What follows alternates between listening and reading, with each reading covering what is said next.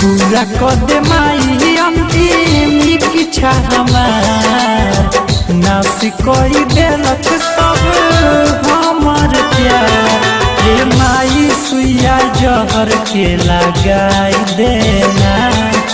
पगली बिना जियब ना मनाई देना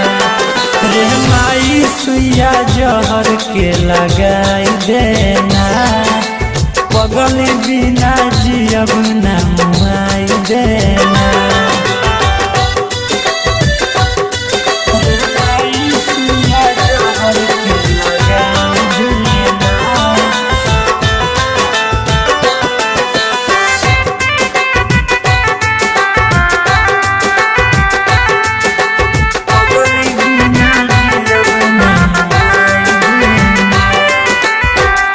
इतना जल्दी रहे न पाता कहवा न कलम से भाग लिखले विधाता कहवा न कलम से भाग लिखले विधाता भूल जाते इतना जल्दी रहे न पाता कहवा न कलम से भाग लिखले विधाता इतने ते माई हम पे कदे उपकार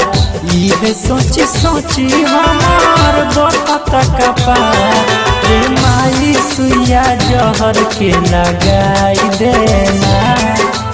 पगली बिना जियब ना मनाई देना रे माई सुइया जहर के लगाई देना पगली बिना जियब ना मनाई देना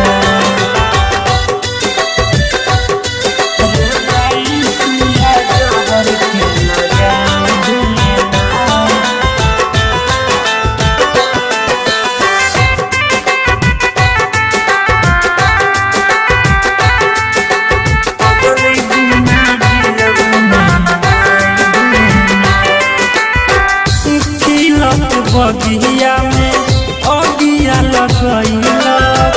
दूसरा के चलते हम छोड़िए के गइला दूसरा के चलते हम छोड़िए के गइला खिलत बगिया में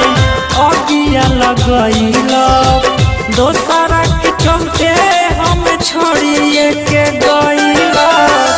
और बिन के जिंदगी पियावा के साथे सही संसार रे माई सुइया जहर के लगाई देना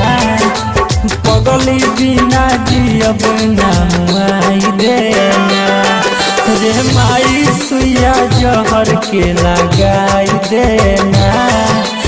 पगली बिना जियब ना मनाई देना।